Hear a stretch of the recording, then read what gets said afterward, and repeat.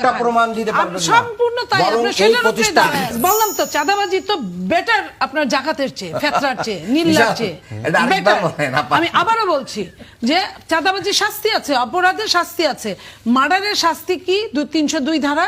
আর ইসলামী bank বানাইছেন আপনি, পরিবহন বানাইছেন আপনি, আপনার মতো করে বাংলাদেশের অনেক জায়গা জমি কিনছেন আপনার মতো করে। বাংলাদেশে তো তাহলে সব জায়গায় জামাত আপনি তো শিবির আছে, সরকার- বাংলাদেশে আপনি সবচেয়ে কি বড় বলেন? জামাত।